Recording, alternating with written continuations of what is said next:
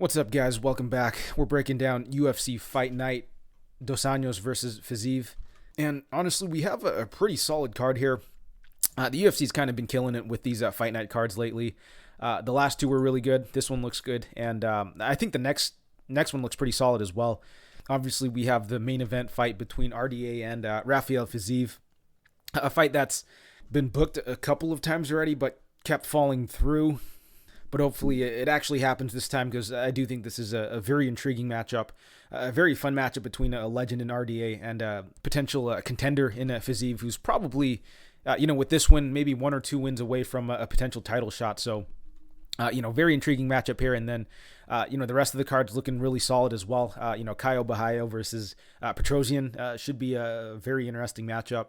Said Nurmagomedov, Douglas Da Silva, Andrade, a very fun fight as well. Jimmy Mullarkey's on the card. The guy's a dog, always is up for a scrap. Turcios is on the card as well. Very high-paced fighter, very fun to watch. Ronnie, Saidyokub, Kakhramonov, two very high-paced young fighters as well. So, this is looking like a very fun card. It should be a good one. So, without further ado, let's get right into the breakdowns. And moving along, we have Ronnie versus Saidyokub, Kakhramonov. And this is a pick'em fight minus 110 both ways. And we'll start with Lawrence.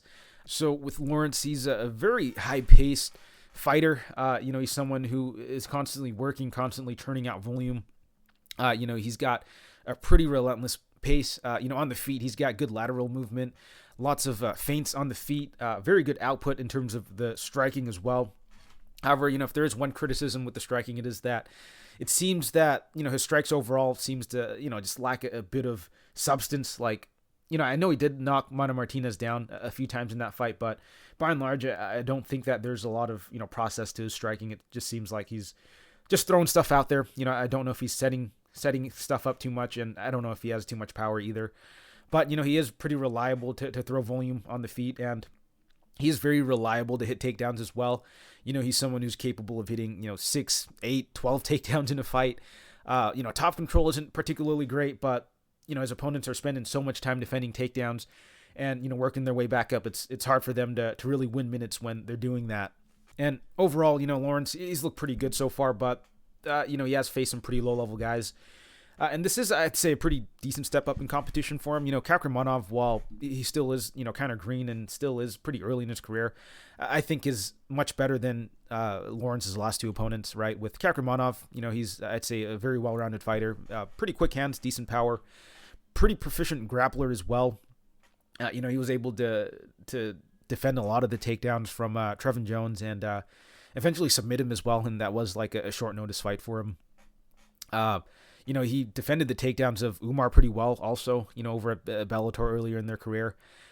His striking's pretty solid. So, I'd say Kakhramonov, pretty well-rounded fighter who's pretty young in his career as well. So I do expect him to be making improvements fight to fight. But this is, I'd say, a pretty intriguing matchup between two, up-and-comers. Although, Lawrence is a little older.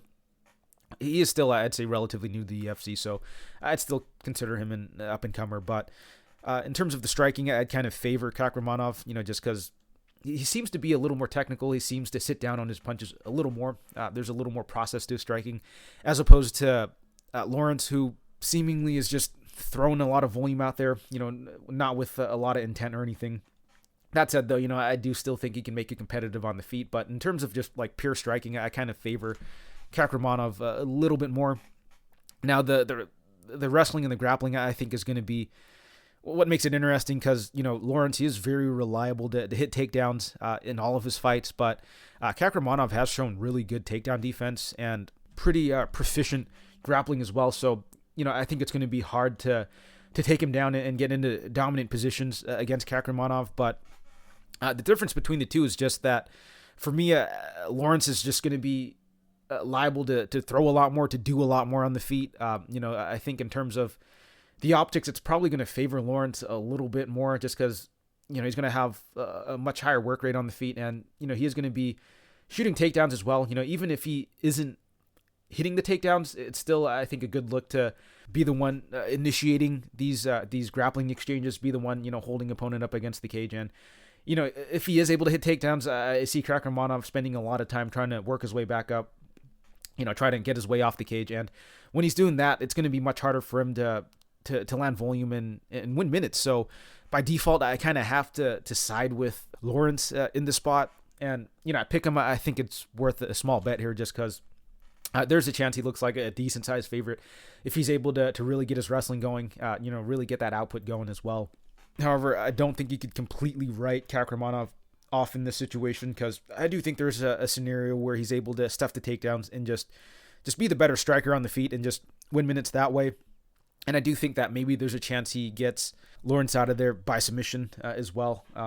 Especially if Lawrence is attacking the wrestling aggressively, if he gets like sloppy about it, Kakhramonov could snatch something up. Kakhramonov, I believe, is going to be the better grappler. So, there definitely are paths to victory for Kakhramonov, but I think that Lawrence is going to be the one winning minutes in this fight. So for those reasons, I got to go with Lawrence here.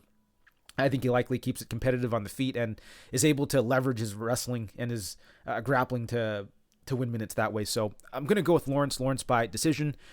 Over-unders, I believe it'd be set at like 2.5 just because, I don't think either guy's phenomenal in terms of, their finishing ability. I feel like if there is a finish, it's likely going to come from Kakhramonov. Maybe catch him in like a submission or something.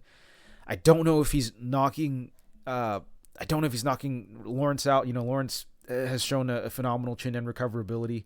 We saw in the Martinez fight, he was hurt pretty badly and was still able to get in on a single and eventually get on top of Martinez to close out the round. So Lawrence, very good chin, very good recoverability. Hard to see him get knocked out in this spot, but he could get submitted. So I'd favor the fight to go the distance just because I feel most of the finishing equity is on the Kakhramonov side. So I do favor this fight to go the distance, and if it does, I kind of favor Lawrence to be able to win minutes. So give me Lawrence by unanimous decision. And next up, we have Kennedy Nzechukwu versus Karl Roberson, and this fight is lined as a pick'em right now, -110, both ways. It's a very interesting fight between two pretty unreliable fighters, in my opinion. On one hand, we have Roberson, who, is a kickboxer. He's very light on the feet. A pretty heavy low kick that he likes to throw. I think he's got pretty decent hands overall. And I'd say he's actually a pretty willing grappler considering, he has got that kickboxing background. But he is someone that I feel is pretty confident in his grappling, despite not showing the best grappling chops. He did have a bit of success in the grappling against, Darren Stewart and Roman Kopylov. And, actually defended pretty well against Turman as well, right? And Turman's coming off of a submission win over Serkinov, so that's looking like a bit of an anomaly fight. But, he does seem to be somewhat well-versed on the mat, but it does seem like he struggles a bit against legit grapplers like, Brendan Allen and Teixeira and Fajeda. So, those guys are legit grapplers, but against guys who may not be as well-versed there, he does seem to thrive a little bit. He's not elite there by any means, but it does seem like he's pretty comfortable on the ground. And on the other hand, we have Kennedy Nzechukwu, who is, I'd say, a pretty inconsistent fighter. I think someone who kind of fights to his opponent's level. He's got, decent jab, a decent front kick, decent range tools for someone, as long and lanky as he is. But he does have an issue of just being a bit of a slow starter, kind of just getting backed up a lot, just being a little too passive, shelling up. So just things that don't look particularly great to the judges. And I'd say his overall game seems to just have some pretty bad fight optics for the judges, right? Like, he's out there, he's landing strikes, he's actually doing damage out there, but it just seems like the judges don't really either notice it or like it, right? Because, in his 3 decisions under the UFC banner, 2 of them have gone to split decisions. And I'd argue that they weren't really even that close of fights and were fights that I thought he should have won, but he ended up going to splits in 2 of them and I believe losing 1 of them. So it seems like for some reason, maybe the judges just don't really like what they see from him in the cage, maybe just a mix of, being back down, being a little passive, and maybe not having that much zip in his shots leads to, the scores being a lot closer than they should be. Like, I feel the Negumereanu fight for him really shouldn't have been as close as it was, and I thought that Kennedy did win that fight pretty clearly. But regardless, that seems to be that dynamic that Kennedy gets himself into in a lot of these fights. But taking a look at this matchup, it does seem like a pretty tough one. The bookies definitely don't seem to know quite what to do with it, just because, both guys definitely are a bit unreliable. I think Roberson probably a little more well-rounded, a little quicker, might even be the more technical striker in there, but, he's definitely made some boneheaded mistakes in there before, going for leg locks against Brendan Allen, a far superior grappler, and not disengaging Turman in the grappling exchanges when, Roberson had a pretty clear advantage on the feet. Ended up being a much closer fight than it should have been. So Roberson definitely, can make fights a lot more difficult than they should be. Whereas on the other side, we have Nzechukwu, who has a tendency of letting fights kind of just slip away from him. But if I was forced to take a side here, I think I would side with Roberson. He has given up a decent amount of size in this fight, but I don't know if it'll be too big of an issue. A much smaller and slower light heavyweight in Nurmagomedov was still able to get offense off on a much bigger Kennedy, and a fighter in Roberson who I think is going to be a bit quicker, will be able to get strikes off against Kennedy. And on top of that, Roberson does appear to be the slightly more well-rounded fighter. He's actually gone to the grappling before, whereas with Kennedy, he's more so just a striker. So for those reasons, I kind of have to slightly edge Roberson in the spot, but, not by a very wide margin. On top of that, Kennedy just seems to have a habit of letting fights slip away from him. So, all those reasons combined, I kind of have to, slightly lean towards Roberson here. And taking a look at the over-unders, it does seem to be a very interesting fight for this, just because these guys kind of have been killer-be-killed fighters. A lot of finish wins and losses on both guys' records. But, if you take a deeper look at it, on the Roberson side, a lot of his finishes, come from submissions against guys who are just better grapplers than him. He does have a couple knockout losses too. One being against Roundtree, who is a very big hitter, and then another one, a little earlier in his career. Whereas with Nzechukwu, he's got one knockout loss and one submission loss on his record. And then most of his wins are actually by finish. So on paper, it does seem like this fight should be favored to go under, which, I kind of agree with. But, taking a deeper look at some of these guys' finishes, Kennedy, a lot of his wins inside the distance a couple of his wins inside the distance have been against guys who have kind of gassed themselves out, and he's able to get the late finish. And the finishes against Nzechukwu, one being against Paul Craig, a very dangerous and, well-known, submission grappler, and Dawen Jung, who was able to just spam elbows against him. But I'm looking at Roberson, and I don't know if he necessarily presents the same threats. I don't know if he's got the power to really knock Nzechukwu out, and, I don't know if his grappling is quite on that level to submit Kennedy either.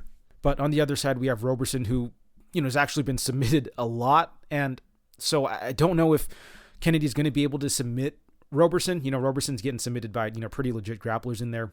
And then we look at the knockout loss for Roberson. It's from Roundtree, who, very devastating hitter, and I believe that was from, body shots. So, again, I don't know if Kennedy's necessarily going to be able to have the same sort of effectiveness with his striking. So while I feel that both of these guys have a lot of fights that have ended inside the distance, I don't know if this particular matchup will lead to a finish.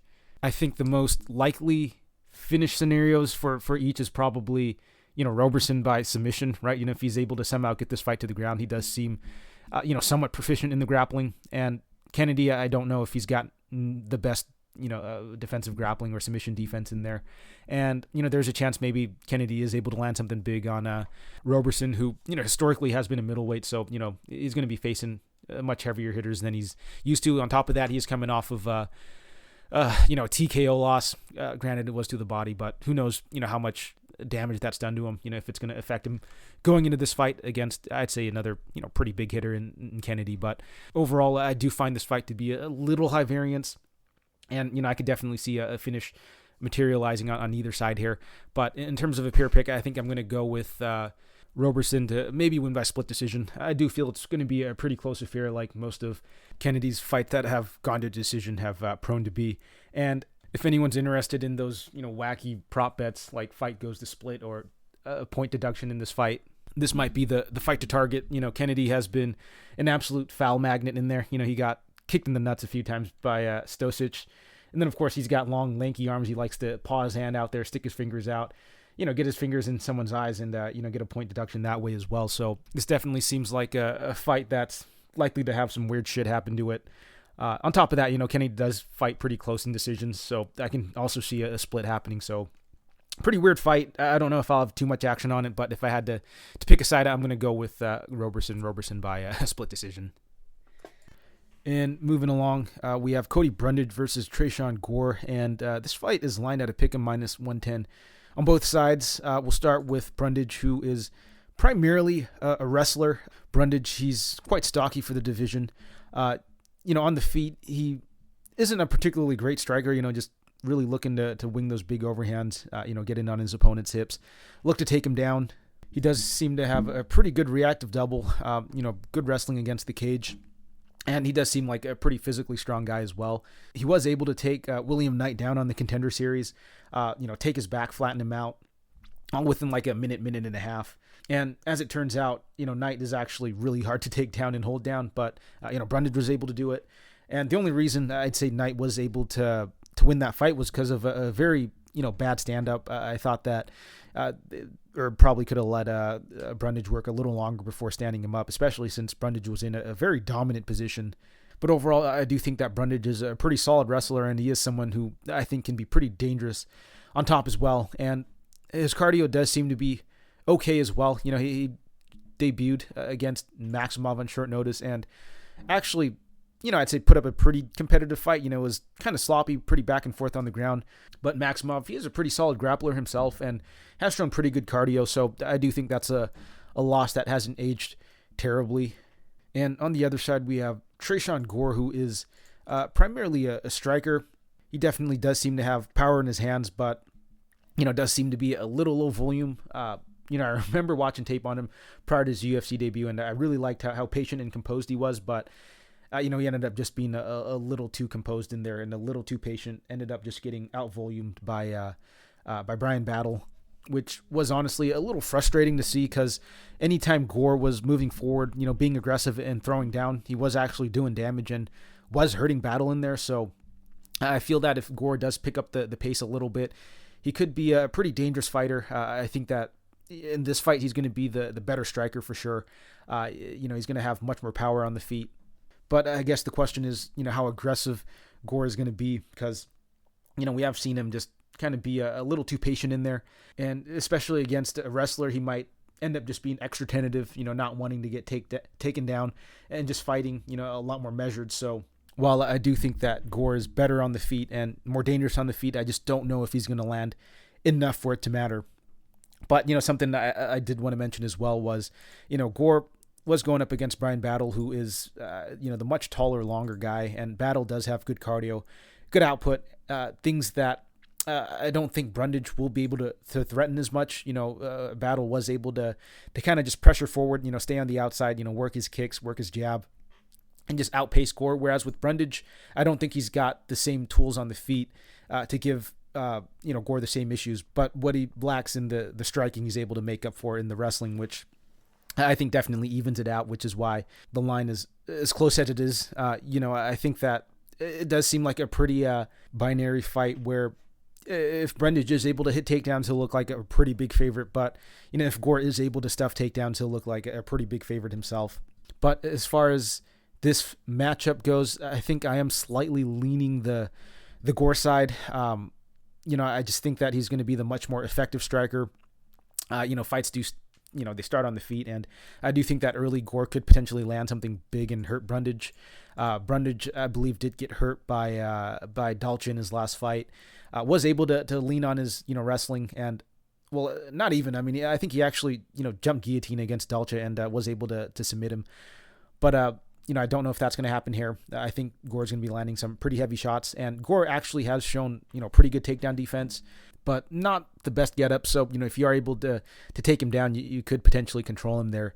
But overall, I think I am slightly leaning Gore to be able to stuff takedowns for 2 rounds and do enough on the feet to either get a knockout or win on the cards. But I can also see a situation where, Gore maybe looks good for that first round, and then we see him maybe slow down a little bit, and then, the wrestling and the cardio of Brundage takes over, and he's able to just get enough takedowns and top control time to win, the last 2 rounds. So I think this is a very competitive fight, very binary in the sense that, whoever wins could look like, a much bigger favorite than the line indicates.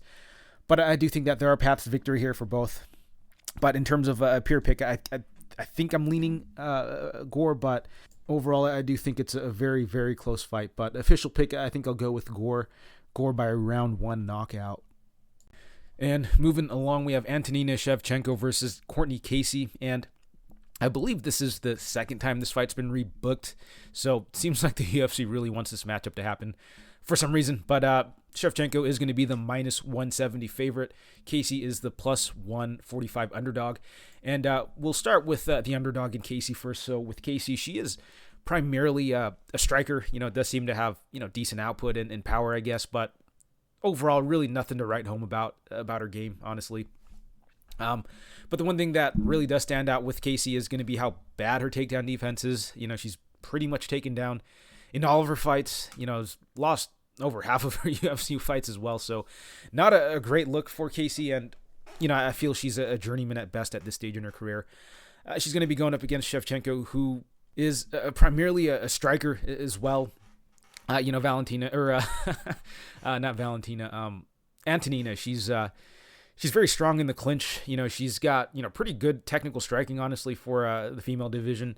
But similar to Casey, the issue with Valentina or Antonina is that, she's got terrible takedown defense and she's got a terrible bottom game. So, if you're able to take her down, you can definitely get her, stuck on her back and win minutes that way.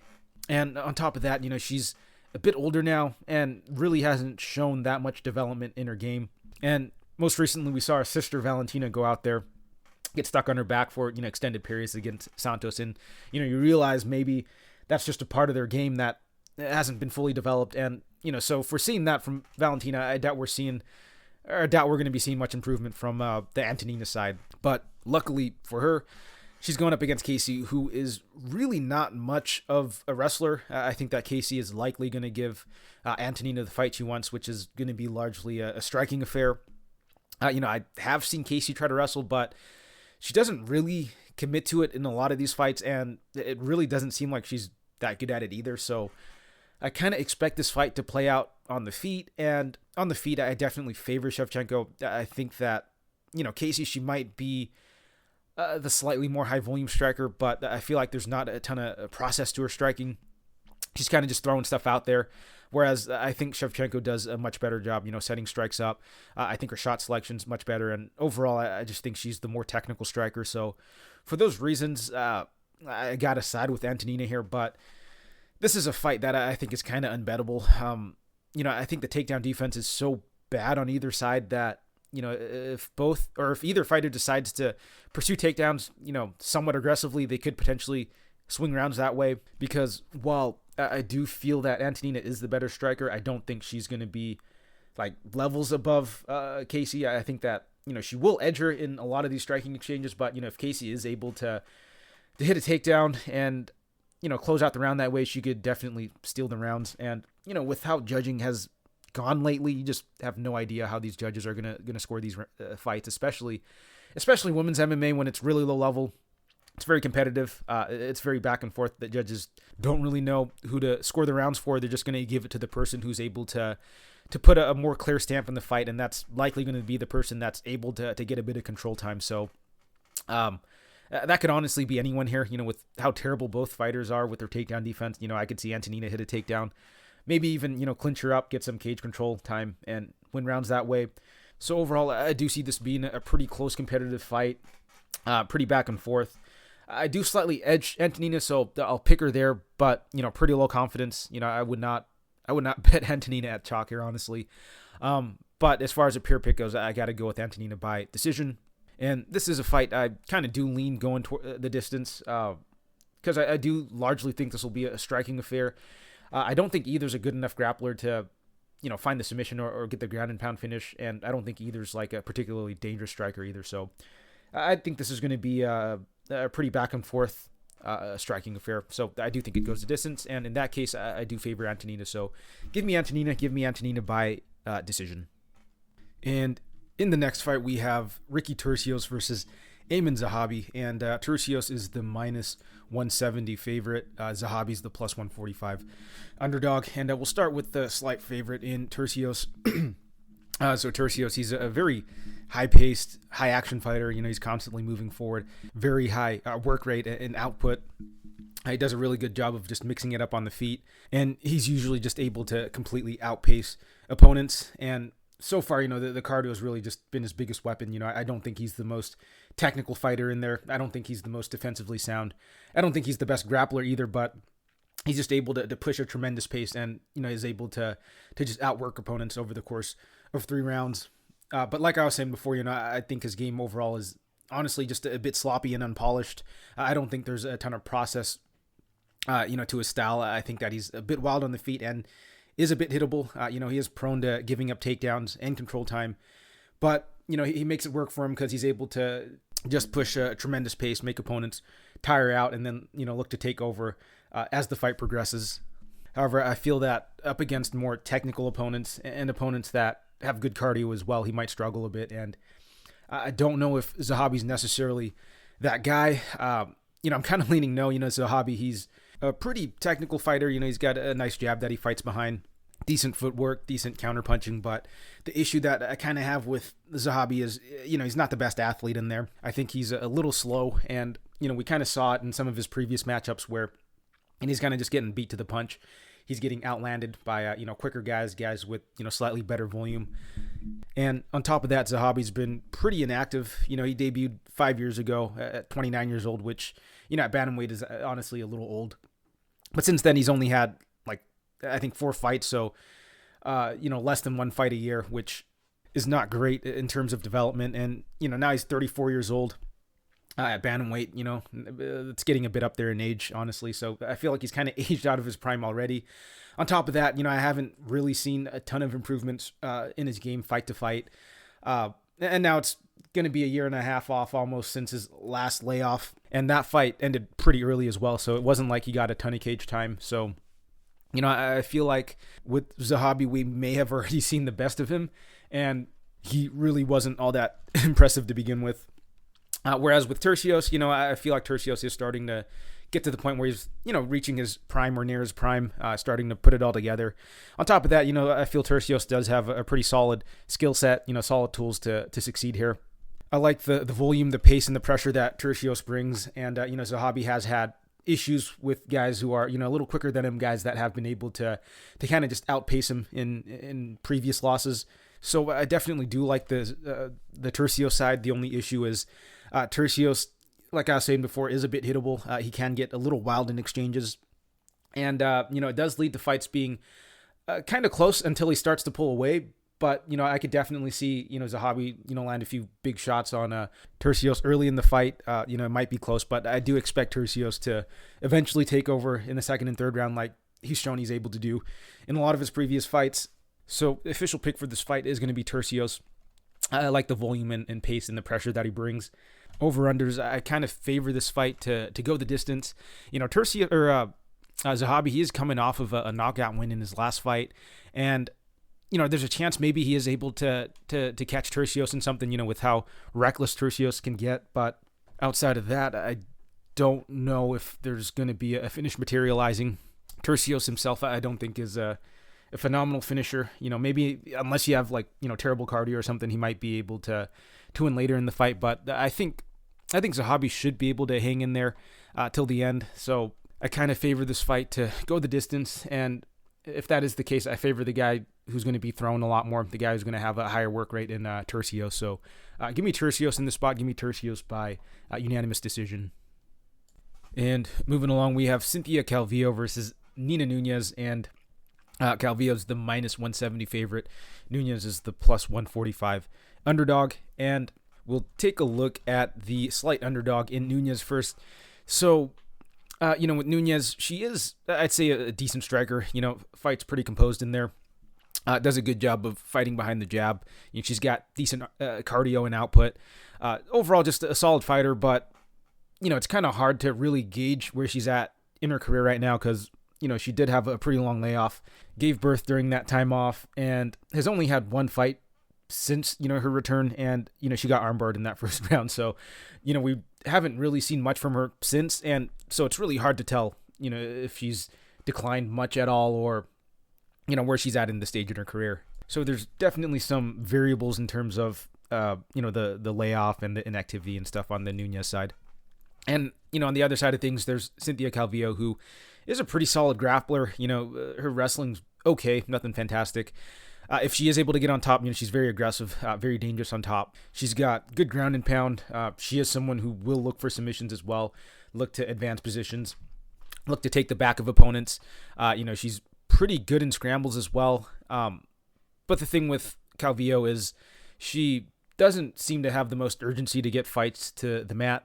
Her striking has come along, and, it is decent, but I'd still say that, compared to a lot of the other strikers in the division, she is still, I'd say, a step behind. But, it is serviceable, and it is good enough for her to set up the wrestling, but sometimes she doesn't have a ton of urgency to get the wrestling going.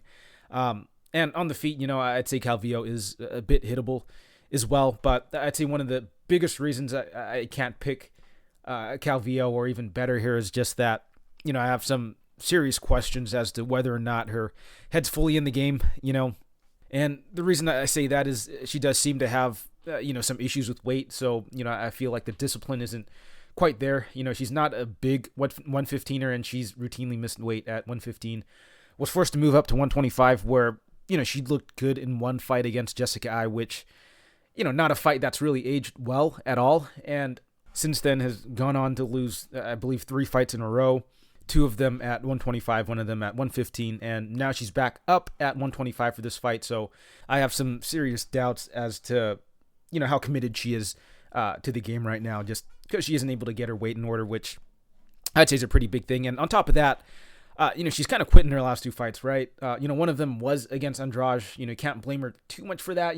Andrade is a very big hitter, but the way she wanted out was not a great look, right? She was taking some shots against the cage and decided to just shell up and look for a way out. And, happened again in her second fight against Andrade, where she's kind of getting touched up for 2 rounds and then decides to just quit on the stool, which honestly, I'm not too against. As a fan of the sport, I do feel that corners and fighters should know when to throw in the towel and know when to call it quits when you don't have much of a chance left.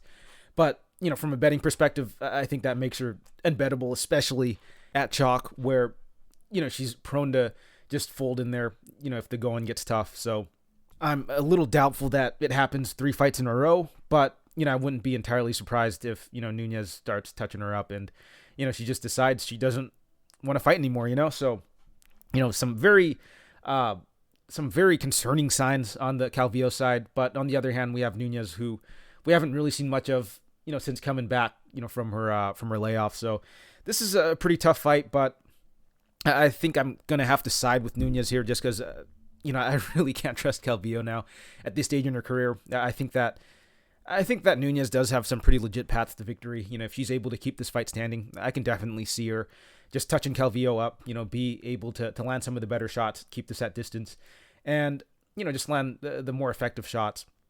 But, if Calvillo is able to get her wrestling, her grappling going, she could definitely win minutes. Calvillo is a pretty strong grappler, but I just don't really trust her to aggressively pursue takedowns, and I don't trust her to hang in there when the going gets tough. So the pick for me is going to be Nunes. I think she likely gets it done by decision, but, again, you just don't know if Calvillo is just going to go in there and quit. And honestly, with Nunes, I don't know if she's just going to get taken down and submitted as well, right? Because, we don't know what the mentality of Nunes is coming into this fight as well. Long layoff, comes back, gets submitted. Maybe her mind's not in the game as well either. And, we see Calvillo hit a takedown and she doesn't put in much resistance and then just ends up getting submitted. I can see that as well. So not a fight I want too much exposure to, but, if I had to bet a side, it'd honestly probably just be Nunes, just because of the plus money. But official pick for this fight, I'm going to go with Nunes by decision. And in the next fight, we have Jamie Mullarkey versus Michael Johnson. And Mullarkey's the minus 185 favorite. Johnson is the plus 160 underdog. And this is a very interesting fight. I'm not entirely sure when they put this together, but it looked like it just popped up on this card just a few days ago. So I'm not sure if it's a short notice fight or what, or if it's something they had planned and just hadn't announced for a while. But anyways, it's a very intriguing matchup. We have Jamie Mullarkey, who is just the literal definition of a junkyard dog, someone who's, very tough, very scrappy in there. He's got a pretty well-rounded game. The guy's got, solid striking. He can mix in the wrestling as well. On top of that, he's very tough. He's got good cardio, can push a pretty solid pace for 3 rounds. Just a very well-rounded fighter, in my opinion.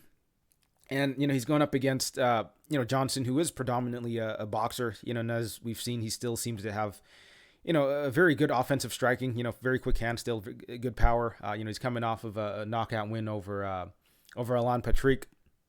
So, yeah, and I think that at this stage in his career, a little older, but still a very effective boxer. But, historically, Johnson's someone that has struggled with the takedown defense. He struggled with, being taken down and controlled. And at this stage in his career, I don't think it's anything that's going to be getting better anytime soon. And on top of that, Johnson does have a tendency of kind of letting fights slip away from him. We saw in the Moises fight, looked really good that first round and then ended up getting submitted. In the Emmett fight, looked really good for, 2 rounds, 2.5 rounds, and then ended up getting knocked out. And then we saw in the Elkins fight as well, was beating Elkins up until he got, finished in that fight as well. So, Johnson just, I think, a pretty unreliable fighter. And, on paper, I think this is a pretty tough stylistic matchup for Johnson. Someone like Mullarkey who can kind of just get in his face, pressure him, take him down as well, and kind of push a pace. I think that, Johnson will struggle with this sort of fighter. But, something that I do want to mention is Mullarkey, he is kind of hittable, and, he has taken a ton of damage. He took a ton of damage against Riddell, and he's coming off of a knockout over Turner where it wasn't like a terrible knockout in the sense that, he was out cold and, he was just on the canvas, for a few minutes or anything. It was more of just attritional damage. He had taken a ton of damage in that first round, and I think he just kind of had enough there. Early in that second round, he started, he took a few more shots and just kind of shelled up and won it out, which, you can't really blame him for. I think the guy ate 50-something significant strikes over the course of like a round in a minute. So, he took a ton of damage that fight. He's making a somewhat quick turnaround. So, you do have to wonder how that's going to affect him, especially against, a very heavy hitter, a very good, striker in Johnson. But assuming Mullarkey's chin is still intact, I do think he should win this fight here. I think that he honestly should be able to hang on the feet. Johnson, I think, is a bit past it. And, the fact is he beat up a 40-something-year-old Alan Patrick. And, before that, he was getting hurt by, I think, Clay Guida on the feet as well. And, Mullarkey's no slouch on the feet, right? He's gotten 2 knockouts already over, solid strikers as well. So I definitely think Mullarkey can hang on the feet. And then I do expect his cardio and his pace and his pressure to pick up in that second and third round and for him to take over. And I do think that if he is able to mix in the wrestling as well, he should be able to bank those last 2 rounds, pretty comfortably. Really, the only concern is, if his chin is still, a little dinged up and, Johnson's able to touch him early and drop him and hurt him. Johnson could potentially put him out, but Johnson honestly hasn't really shown that knockout power lately, right? I know he's coming off of a knockout win, but prior to that, you'd have to go all the way back to 2016 for his last knockout win. And again, his most recent knockout was against Alan Patrick, who's 43 years old. So I don't know if you can put too much stock in that. And on top of that, Patrick's a terrible striker anyway. So I'm going to go with Mullarkey here. I think he likely gets the decision, probably, 29-28. I can see him maybe dropping that first round, but then being able to come back in that second and third round with his volume, pace, and pressure and just win those last 2 rounds. So, give me Mullarkey by decision. And in the next fight, we have Chase Sherman versus Jared Vanderaa, and Vanderaa the -185 favorite. Sherman's the +160 underdog. And this is just your typical low-level heavyweight bout between 2 of probably the worst heavyweight fighters on the roster. On one side, we have Jared Vanderaa, who is, just a very plotty heavyweight. He likes to move forward and throw volume. He's kind of tough. He can take a punch. But overall, I think he's a pretty limited fighter. He blocks punches with his face. He's got poor takedown defense. He's got a pretty terrible bottom game as well. And, on the other side of things, we have Chase Sherman, who is more or less the same sort of fighter, right? He might be a little more athletic. He uses his kicks a little bit more, but at the end of the day, he is a pretty low-level heavyweight striker.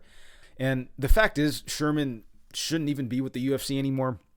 I mean, not that Vanderaa should, but Sherman's already been cut twice already, and the only reason he's here is because he took that short notice fight against Romanov, and, they gave him another contract, but who knows? The third time might be the charm, and honestly, this is a very winnable matchup for Sherman. On the feet, I think it's honestly going to be pretty competitive. We have two, pretty low-level strikers. Both guys pretty plotty, pretty basic with their striking. They're likely going to give each other the fight that they want. I think Vanderaa might have some slight takedown upside, but, you really can't trust him to take the fight there. He's probably going to be the bigger guy in there, but, I do think that Sherman should be able to match him in a lot of the physicality. But more or less, I do think that this fight is going to play out on the feet, in which case I do think it's going to be a very evenly matched fight there.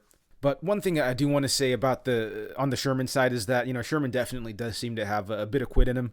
If things aren't going his way in a fight, he will start to wilt, and, he does seem to start to lose his confidence when the fight starts to slip away from him. But honestly, I just don't know if Vandeera's going to be that guy to really make him pay for it, to really push the pace. Someone like Porter, who's known for, being a volume striker, may be able to outpace Sherman. But, I'm not sure if Vanderaa could do that. And I'm not sure Vanderaa can look to just finesse Sherman like Arlovsky did. In fact, I think overall Sherman might actually be the better volume striker. And this is a fight where, Vanderaa is actually the one coming in on short notice. And Vanderaa, not someone with, great cardio by any means. So overall, I do think this is a pretty 50-50 fight. I think I do have to kind of lean the Vanderaa side just because, Sherman really has not looked good whatsoever, at the UFC level, especially in his second stint in the UFC where, his only win was against Ike Villanueva, who is, just a really bloated up middleweight, honestly, and the guy's super chinny as well. So, the guy's had a pretty terrible run. I think Vanderaa is also going to be the tougher guy as well. He's taken a ton of damage and has shown he could continue to move forward and throw output, whereas with Sherman, he does tend to fade a little bit. So for those reasons, I do have to slightly favor the Vanderaa side, but I do think that this is a very, very winnable fight for him. So while the pick is going to be Vanderaa, I don't think anyone could really bet him at minus 185. Vanderaa is just a very, very low level fighter, and honestly, this is going to be a step down in competition for Sherman. Sherman, in his last, 4 losses, it's against Alexander Romanov, Jake Collier, Parker Porter, and Andrei Arlovsky, all guys that, would definitely beat Vanderaa in there. And, a couple of these guys have actually beaten Vanderaa. So this is a step down in competition for Sherman. And honestly, I think he's fighting someone a bit closer to his level. So I'm going to go with Vanderaa here. But honestly, I think in terms of a bet, Sherman's probably the side, which I know sounds crazy, but at plus 160, I definitely think that, the value is definitely on Sherman here. So give me Vanderaa likely by decision. And, I kind of do favor this fight to go the distance just because I don't think either guy's got phenomenal, finishing upside. I do think that it's largely going to be a striking affair. And I really don't think either guy's a particularly big hitter. Both guys I would consider, to be more of volume strikers for heavyweight. So I think we're going to see a pretty sloppy fight, pretty back and forth. I think we're going to see some clinch exchanges as well. These guys are going to be leaning on each other, dirty boxing a little bit. And I just don't think it's going to be a very pretty fight. And, I could see it just being very close. I could see the judges giving this, either way or scoring this either way. It could be a split decision. So pick is Vanderaa by decision, but honestly, I think Sherman might be the side in terms of a bet. And moving along, we have Jamie Pickett versus Denis Tiuliulin, and Pickett's the minus 180 favorite. Tiuliulin is the plus 155 underdog. And we'll start with Tiuliulin first, who is coming in short notice. Pickett was originally slated to go up against Abdulrazak Al-Hassan, but I think he pulled out, and so Tiuliulin coming in short notice here. But with Tiuliulin, he is a pretty heavy-handed fighter, someone who's got a ton of early finishes in his career. The guy definitely does seem to have some power, but I think there are some big holes in his game. He's got pretty terrible takedown defense and really doesn't have much of a ground game at all. He doesn't have any sort of urgency to get up, and honestly, I wouldn't be surprised if he just didn't really know how to efficiently work his way back up to the feet. And I remember watching one of his fights on the regionals where, an opponent had taken him down, but he wasn't really trying to work his way back up. He was just looking at the ref to try and stand him back up, which, is really weird because his opponent's just landing, ground and pound on him. But anyways, I just don't think that the ground game of Tiuliulin's really any good at all. On top of that, He's a bit of a gasser. He's someone that will slow down as the fight progresses, especially if, the grappling is involved. That said, though, he does seem to be pretty dangerous offensively, but, just way too many holes in his games for him to have, I think, any sort of success at the UFC level. But on the other side, we have Jamie Pickett, who is, I think, a pretty unreliable fighter. He definitely seems to have some of the tools to succeed, but he just doesn't seem to be all that skilled or athletic for that matter. And I know he looks kind of big and strong and athletic in there, but I think it's all for show. I don't think that guy's got much, functional strength or anything because, for as big and strong as he looks, he definitely gets bullied a lot in the clinch. We saw, Staropoli have, a bit of success just holding him up against the cage. Daukaus was kind of manhandling him in a lot of the grappling exchanges, and Daukaus, he is a good grappler, but, you really shouldn't be getting thrown around by Daukaus like that. Holmes was having a bit of success, in the grappling in the clinch as well. And that was also a fight that played out extremely competitively. And that was against Holmes, who was making his debut also. I also don't think that the cardio of Pickett is great either. He does seem to fight through fatigue pretty well, but overall, I just don't really rate his cardio. In the fights that have gone to a decision for him, in the Staropoli fight and the Holmes fight, he was kind of huffing and puffing. He was very fatigued in there. And, let's not forget this guy lost a decision to Punahele Soriano. And, Soriano is a guy who, very talented, very dangerous striker. But, he's a guy who's got, 1.5 rounds of cardio. And Soriano was able to hit takedowns late in the fight and maintain top position over Pickett. So, to get outpaced by Soriano over the course of 3 rounds is not a good look in my opinion. But for the sake of this matchup, I do think that Pickett should be the one with, better cardio. I mean, it's not great, but I do think it's much better than Tiuliulin, who is, got just horrendous cardio in my opinion. On top of that, Pickett's actually the one, in camp right now, whereas Tiuliulin, he's the one coming in short notice. So yeah, I think that for this fight, Pickett should be the one, I think pushing the pace here. And I do think that Pickett's definitely got the skills to win this fight as well. I think that he could definitely mix in the wrestling and the grappling, really look to wear on Tiuliulin. I think Pickett's, decent at distance. He can work in the clinch as well. He's also shown some, pretty good toughness. It took, I think, 12 elbows to the side of the head from right to get the finish on him. But outside of that, I think Pickett's actually shown some pretty good durability. So I do think that if he's able to survive that early onslaught from Tiuliulin, he should have enough in the tank to win the last 2 rounds. But that first round, I do think is going to be pretty dicey just because, Tiuliulin coming in short notice, he's probably going to put all his eggs in that early finish basket and try to get Pickett out of there. And I do think that, Tiuliulin, he's a dangerous enough fighter to do it. But I think that Pickett should survive that first round and, likely pour it on in that second and third round to, either get the finish or just win, I think, a somewhat close decision, a 29-28 decision. But overall, I kind of do favor this fight to end inside the distance. Tiuliulin is kind of a kill or be killed fighter. He's either going to look to get you out of there early or, he's just going to gas out and get finished later in the fight. But the only concern I guess I have with that angle is that Pickett just doesn't really seem to be a finisher. The guy's not, he's not a big hitter. He doesn't seem to have a very dangerous submission game either. So I just don't know if he's really going to be able to punish Tiuliulin if Tiuliulin does gas out. Like, Tiuliulin would have to be just completely gassed in there to the point where he's not able to really defend himself. He's just shelling up and, it's a TKO stoppage. But, I don't know if that's going to happen. I don't know if he's going to go, 100% in that first round. And, I just don't know if Jamie Pickett's got the urgency to find that second or third round finish. But, I think it could happen here, the short notice nature of this fight, kill or be killed fighter. So, I kind of do favor it to not go the distance, but, I'm not like super confident about it. But I guess as far as a pick goes, I'm going to go with Jamie Pickett to win in the second round. And in the next fight, we have Said Nurmagomedov versus Douglas Silva de Andrade. And Nurmagomedov is the minus 225 favorite. De Andrade is the plus 190 underdog. Very interesting matchup here. We'll start with the big favorite in Said. So, with Said, he is primarily a striker, which, is very interesting given his, camp and his last name. But, Said, he's actually a very competent striker, likes to throw a lot of spinning attacks. I'd say he's a bit more of a Zabit than a Makhachev. He's got some pretty flashy moves and has looked pretty good so far, but, so far I'm not 100% sold on him just yet. He's looked good, but the thing is, when he's throwing these, big flashy techniques, they look good when they connect, but, they tend to backfire a little bit when they don't, right? And with his style, it does make him, I'd say, a bit finish reliant. And, the reason I say that is because, a number of his fights that have gone the distance have been extremely competitive. The Scoggins fight, very, very close. Arguably lost that fight. I know a lot of media members scored that in favor of Scoggins. I think a lot of the public did as well.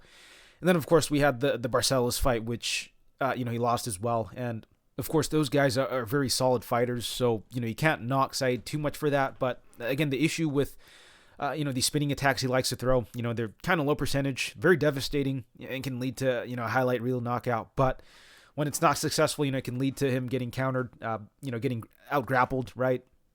We saw that in the Barcelos fight. It was able to take advantage, was able to get in close on Said whenever he did look to spin, and he was able to get off on the grappling against him.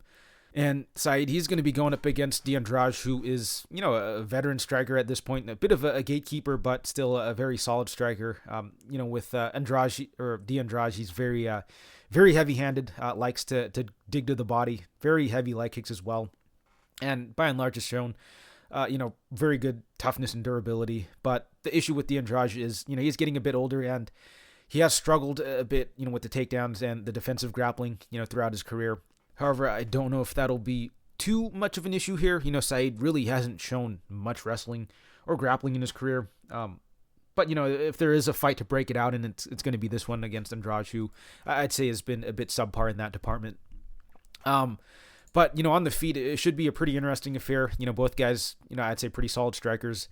However, I'd kind of have to favor Said just purely based on the fact that he's going to be the younger, quicker fighter.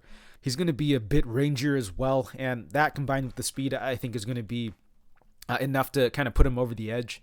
On top of that, I do think Andrade is a little hittable and flat-footed, which could definitely play into the game of Said a bit as well. And on top of that, Andrade is going to be the older fighter by a significant margin, and I don't think his durability is really trending in a good direction. Obviously in his last fight, he took a big shot from Morozov and almost got finished that fight. Showed really good, heart in that fight, was able to claw his way back in, but, not a particularly great look seeing Morozov drop him and hurt him that badly. And, Morozov, not a bad fighter, but really known more so for his strike or his wrestling than, his power punching. So overall, I do think that the durability of Andrade is on a bit of a downtrend, and it is going to be a bit worrisome because he's going to be going up against Said, who, I'd say is a pretty big hitter. And, if he is able to connect on one of those, big spinning attacks, he could definitely put Andrade out. So overall, I do have to favor Said in this matchup. I think that his speed, his quickness, and his length going to give Andrade a lot of trouble, combined with just how hittable Andrade is. The fact that he's slowing down, getting a bit older, I think leads to, a lot of advantages for Said on the feet. But, the line does seem a tad wide just because I do expect this to be largely a striking affair. And Andrade is, he's no slouch on the feet. If Said had a bit more like wrestling upside, I'd say I'd lean him a little more confidently. But, as it stands, if he's just going to look and stand and strike with Andrade, I don't know if he's going to necessarily pay off the minus 200 price tag unless he knocks him out, which can definitely happen. Don't get me wrong. But, if this is a 15-minute kickboxing affair, I don't know if Said necessarily looks like as big of a favorite as the books are making him out to be. But official pick, I am going to go with Said here. I got to go with the younger, quicker guy. Time props, another weird one. I kind of favor this one to go the distance as well. But like I was saying before, I really don't like what I've seen from, Andrade's, durability. And I do think that Said is a pretty capable finisher. And I do feel most of the finishing equity is with Said. So overall, I kind of lean this fight to go the distance, but I do think Said is capable of getting the knockout here. But official pick for this fight, I'm going to go with Said. I'm going to go with Said by unanimous decision. Moving right along, we have Caio Borralho versus Armen Petrosian, and Borralho's the minus 140 favorite. Petrosian is the plus 120 underdog. And we'll start with Borralho first. So with Borralho, he is a very well-rounded fighter, in my opinion. I'd say he's a bit of a a tactician in there, a point fighter. He's got a karate style on the feet, likes to just bounce in and out of the pocket. Very good footwork and movement. Seems to be a very proficient wrestler and grappler as well. Supposedly he trains with Damian Maia. And, we did see some very good, ground exchanges against Omar Gadzhiev in his most recent fight. And overall, I've just really liked what I've seen from Borralho overall. I think he's shown really good fight IQ. He's shown, just a good understanding of the game. Just knows how to win minutes in there. He came in very well prepared against Omar Gadzhiev. Was able to land that, jump knee a couple of times. I think he drilled that too, because, he was calling it in the pre-fight interviews. He said he was going to land that knee on him. Knew that Omar Gadzhiev was going to shoot, and, just really good timing and execution on Borralho's part. And when the fight did hit the ground, he showed very good grappling there, and he was doing good on the feet too. So he pretty much had Omar Gadzhiev covered in a lot of areas of that fight, and was overall just a very dominant performance. And even prior to that, on the Contender Series against Aaron Jeffrey, he just completely controlled the fight, won the fight at distance, was able to effectively mix in the wrestling and the grappling as well. So just a very good look, just showed his ability to control the fight and win minutes that way. But he is going up against a really good kickboxer in Tresean, who does seem to have a very nasty kicking game. He's got some very heavy body and leg kicks. He's a very big guy for the division, a very dangerous striker. His takedown defense isn't particularly great, but he is someone that's pretty hard to hold down. A lot of his fights are won on the basis of, opponents trying to take him down and hold him down, but, they're unsuccessful at it. They end up using a little too much energy, and he's able to work his way back up, and, eventually he's able to land some big shots on the feet and eventually get him out of there. And on the feet, he is very dangerous, so, if you're slowing down at all on the feet against him, you're going to be in a lot of trouble. But, there are some tendencies I don't really like from Tresean. One, just the fact that he's getting taken down a lot isn't a great look. Against better opponents who are able to maintain position a little better, you're going to spend way too much time defending takedowns and working yourself up to the feet, and you're just losing minutes that way, right? And on top of that, he does tend to give his back when working his way back up, which I can see Borralho potentially take advantage of. A really good grappler like Borralho could just end up backpacking him when he does that. And so I do feel that, these tendencies can be capitalized on by someone like Borralho, who definitely seems to do his research. But on the feet, I'd say I'd slightly edge Tresean, just because, I feel like he's maybe the heavier hitter in there. He's going to be landing some, pretty nasty shots. But, I do think that Borralho can make it extremely competitive. Borralho's not a bad striker. He's pretty quick in there. He's got some pretty snapping shots. He's very light on his feet. He's got decent output as well. But, what I really like from Borralho is just that he's going to be the way more well-rounded fighter. I think he's capable of, mixing in the wrestling and the grappling. Whereas with Tresean, you really just expect him to strike in there. And I'm not entirely convinced he's going to be able to get the knockout or be able to win a 15-minute kickboxing affair. Well, if it is 100%, kickboxing affair, I think Tresean could win, but I really don't think that Borralho's going to oblige him to that. I think Borralho's going to look to wrestle and grapple, and I do think that he's going to be able to take Tresean down. Tresean probably going to give his back, and I do think that we could see Borralho just close out rounds, backpacking at Tresean, maybe even finding the submission. And Borralho, he has shown pretty good durability and cardio as well, so I don't think he's just going to gas out in there, working the grappling for, a round and a half or two. So I got to side with Borralho in this spot. I think he's a very competent striker who could hang on the feet with Tresean, and I think he's a good enough wrestler and grappler to be able to mix that in and win minutes and close out rounds that way. So I got to go with Borralho by decision. And again, this is another fight I kind of do favor to go the distance. I do think Tresean could potentially get the knockout, but as we've seen, once you take that step up in competition, the knockouts are a little harder to find. A lot of his finishes, I'd say, are against lower level guys, on the regionals. Borralho does seem pretty tough, so I don't think he's getting him out of there. And Borralho historically has been a bit of a decisionator. Even on the regionals, he's a bit of a decisionator. The guy just fights very tactical in there, and so I kind of do favor this fight to go the distance. Maybe he's able to pull off a submission against Tresean, who, might not be the best grappler in there. But again, Tresean's really big and strong. And I don't know if Borralho's going to really commit to hunting for the sub if it means giving up a dominant position, which I think he's going to favor control over, submission. So I favor this fight to go the distance, in which case I favor the more well-rounded fighter in Borralho. So give me Borralho by decision. And in the main event, we have Rafael dos Anjos versus Rafael Fiziev. And Fiziev's the minus 190 favorite. Dos Anjos is the plus 165 underdog. And I believe this is the second or third time they've tried to book this fight already. So it does seem like the UFC really wants this matchup to happen, which leads me to believe that, they kind of want to give Fiziev a bit of a push here. They want to give him that veteran win on his record. But obviously, RDA is not going to be an easy opponent. Definitely not just going to roll over here. RDA, legend of the sport. Super game when it comes to, the matchmaking. The guy does not back down from any sort of fight. You look at his last, 12, 13 fights. It's all against just elite level competition, guys who have been around in the UFC. Top level guys, and some of them are against, welterweights as well. So the guys, fighting in 2 weight classes against the best fighters. So overall, just a very impressive and very commendable career. But as far as what RDA brings to the table, he's a very high-level grappler, very good wrestling. Stand-up is quite serviceable, but, I think he does his best work when he's able to mix in the wrestling and the grappling.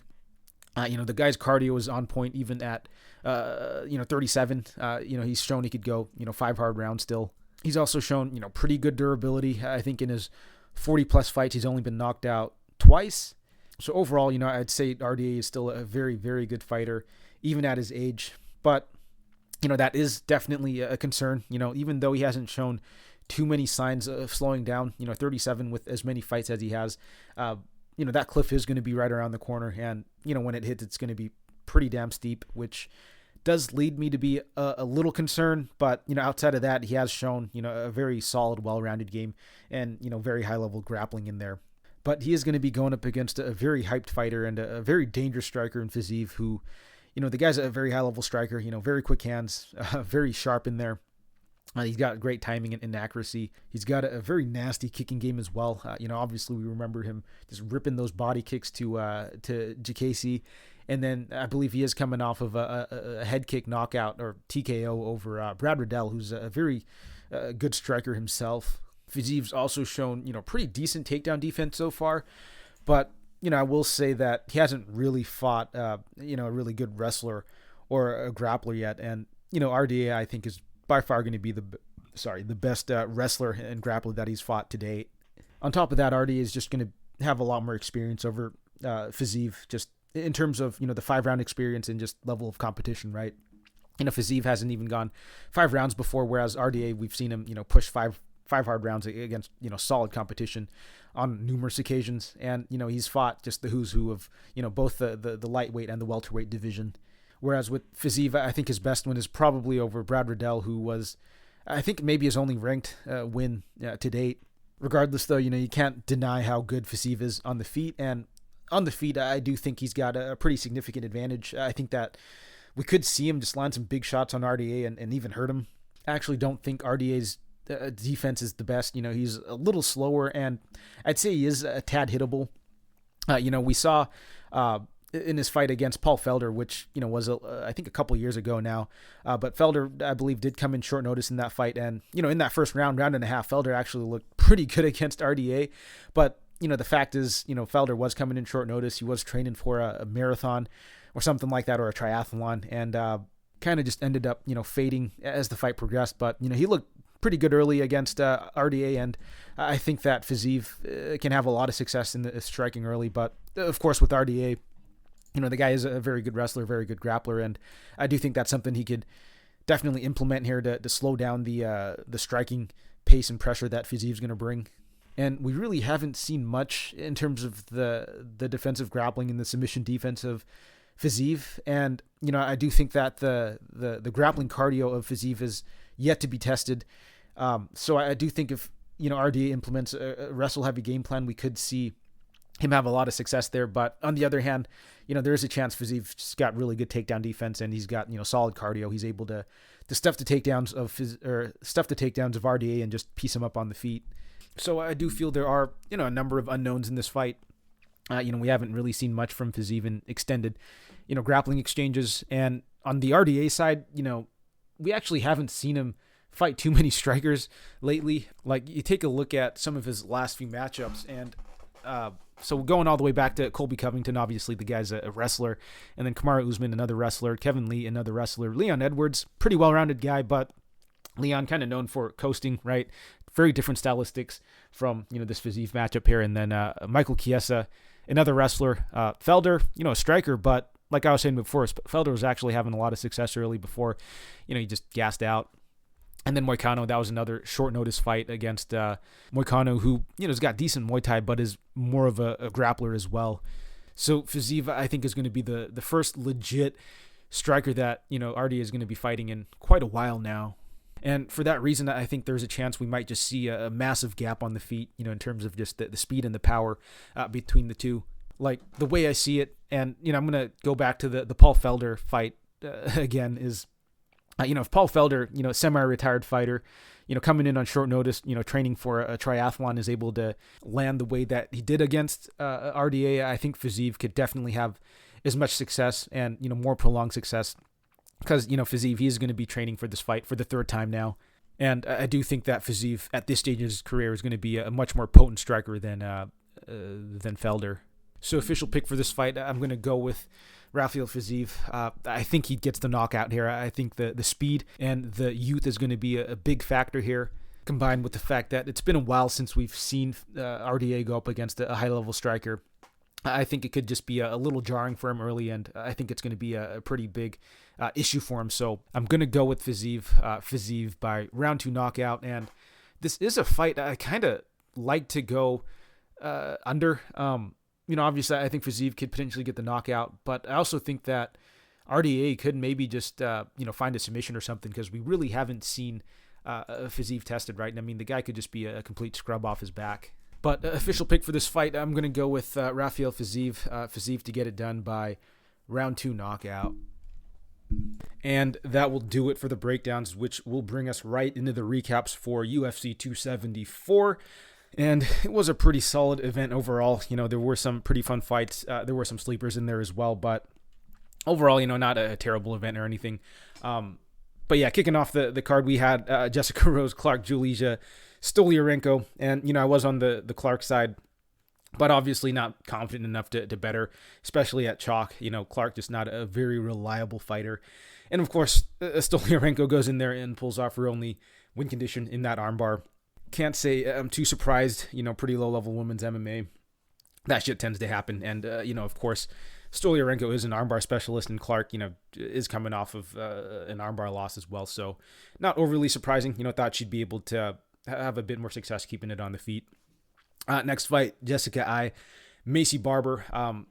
Was on the Barber side. I really contemplated betting the Eye by decision prop as well, but ultimately stayed away from it. Just didn't have too much confidence in Eye, and honestly, she didn't really look great in there either. But, it kind of made sense. It was her retirement fight, and quite frankly, Barber didn't really look all that good either. But, we move along. Uriah Hall, Andre Muniz. So I believe I was on the Hall side. Terrible pick, by the way. But, I did end up betting that the fight goes the distance. And then I took a small shot on Hall by decision. But, Hall just looked terrible in there. I figured, Hall probably would be able to defend submission attempts and maybe work his way back up and maybe get some striking off. But I think the age is really starting to catch up with Hall a bit. And I just don't think he's got the cardio or the conditioning to really do that. A lot of people are going to say he didn't show a lot of urgency, but I just don't think he had it in him to work his way back up, against a good grappler in Muniz, who was able to more or less just control him on the ground. But yeah, we move along. Brad Tavares, Dricus du Plessis. I was on the Tavares side, but ultimately didn't bet it just because I was a little concerned with the chin of Tavares. He has been hurt and wobbled before, and he's going up against a very awkward and big hitter in du Plessis. And, I was concerned he'd potentially get knocked out there. But Tavares, he did actually show pretty good durability and toughness in there, ate some big shots, and was still able to continue and move forward. But ultimately, he took too much damage and, lost it on the scorecards there. Ian Gary, Gabe Green. Pretty solid performance by Gary. I think I was on the Green side, pre-fight, but ended up just taking a small shot on Gary just because, I felt that The forward pressure of Green might get to Gary, but at the same time, Green is, extremely hittable. I feel like his takedown defense isn't particularly great either. And, at the end of the day, he is dealing with, I'd say, a much more natural welterweight in Gary, who, had quite a bit of size on him. And Gary, he does have pretty good, footwork, lateral movement, and he does use his length pretty well. So, while I did like the pressure of Green, I just didn't like how hittable he was. And, he got lit up pretty bad in that fight. Really good composure by Gary. And overall, I do think Gary's a pretty solid fighter. I know a lot of people are trying to fade him, and, I am too, but I do think you need a good matchup and a good number as well. So, very interested to see how he's going to look going forward. It does look like he's making improvements to his game. But moving along, Jim Miller, Donald Cerrone. I was on the Cerrone side. I did bet him at plus 180, and honestly, I don't think it was a completely terrible bet. He looked okay in there in that first round.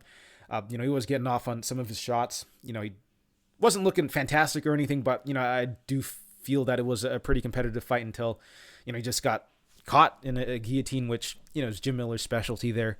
But it was Cowboys' retirement fight, and, you do have to wonder, how prepared he was really for this fight, if his awareness was really on point. And I guess if, your head's just not really in the game, you do tend to slip up a bit. So, I don't think it was necessarily a terrible bet, but, probably not a great one either.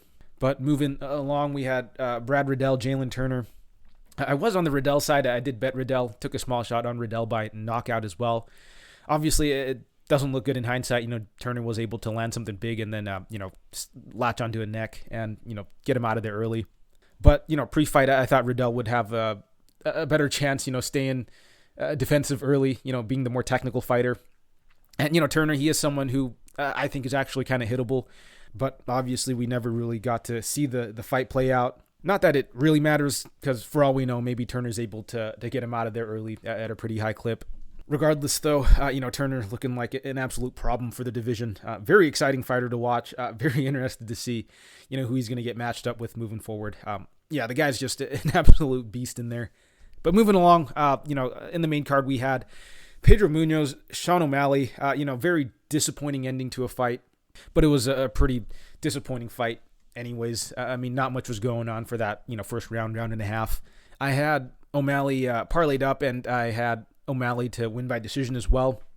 Honestly, I thought that bet was on its way to cashing, but apparently not, because, two of the judges actually had O'Malley winning that, first round. It looked like O'Malley, was starting to pick it up a bit, but, it was just a very uneventful fight. I'd probably have to rewatch that first round. It seems like a lot of people actually scored that first round for Munoz as well, which is pretty interesting. I probably have my bias here, but, it felt like O'Malley might have been landing some of the bigger shots, but it's hard to say. Munoz was getting off on some leg kicks. O'Malley was checking him, but I felt like O'Malley was, I felt like landing better hands, and, he was throwing, some pretty flashy techniques in there as well. So, can't say I completely disagree with, how two of the judges scored it, but it wasn't a good fight. But I guess it just goes to show you what a step up in competition really does, for a fighter, right? O'Malley, he looks great, against these low-level guys who, move forward, have no defense, and, aren't very threatening. But, against a good fighter like Munoz, O'Malley's not going to have as much success landing. He's not going to look as flashy in there. But yeah, moving along, Robbie Lawler, Brian Barberena, really good fight. I was on the Lawler side, but obviously didn't bet it. I thought it'd be a pretty competitive fight, and honestly, I thought Lawler looked pretty good. He was landing the much bigger shots on Barberena. I think he had Barberena hurt a few times as well, but the age and the wear and tear really started to catch up to Lawler there, and he just started to slow down, and Barberena was starting to pick it up, was eventually able to get him out of there. So good on Barberena, and pretty insane fight overall. Moving along, Sean Strickland, Alex Pereira. I was on the Pereira side. I did expect Strickland to maybe mix in the wrestling, as did probably a lot of people.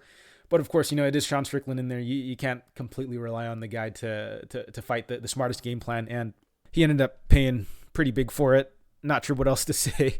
It would have been interesting to see, the takedown defense of Pereira tested there, but it's probably not going to matter. He's probably going to get the title shot against Izzy, who's likely going to strike with him. So, very intriguing, potential title matchup there.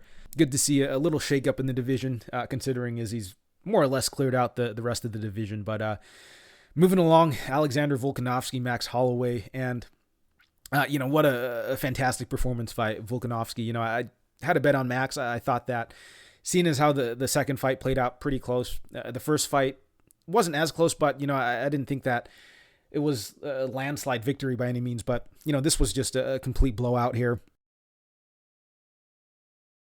Volk just looked very sharp in there. There was a very clear speed and power advantage for Volk. He was able to beat Max to the punch. He was countering Max. He was controlling him in the clinch. I mean, it was just a very dominant performance. I mean, there's no doubt that Volk is the best heavyweight at this current moment. Arguably, the greatest featherweight of all time. I feel like he might need a few more fights, but, I think he's got a very clear case here. Potentially, best pound for pound fighter as well. The guy just put on a masterclass performance. And overall, I feel like that's really how champs should fight, right? Which, kind of brings me to the next fight, Israel Adesanya, Jared Cannonier. Adesanya, he put on a very good defensive performance. Didn't really take too much damage, but, didn't really take any risks in there either. But yeah, I had him parlayed. I bet the knockout as well. I just thought that Cannonier, at this stage in his career, this is going to be his only title shot. I feel he'd be a little more aggressive. And, if that was the case, I thought Adesanya would be able to, find the chin. But obviously Cannonier played pretty safe in there as well, like a lot of Izzy opponents have been prone to do. And I guess that's just kind of the dynamic, in Izzy fights now. I feel that unless someone is able to come around and, expose a part of Izzy's game, we're just going to see a lot of guys come in and fight, pretty defensively and not take too many risks. Because, while they do want to win, they probably don't want to get knocked out either. They don't want to get put on a highlight reel. So, they come in there playing a little safe. But hopefully, if the Pereira fight does happen, see a little more risk taking on both ends. But at this point, it's a little hard to say. I feel like it's really, matchup dependent, and, it really comes down to, I guess, the opponents of Izzy, and how aggressive they're going to be. Anyways, that'll do it for this recap and this episode of the podcast. Appreciate you guys tuning in. Hope you guys cash your tickets, and I'll catch you guys next week.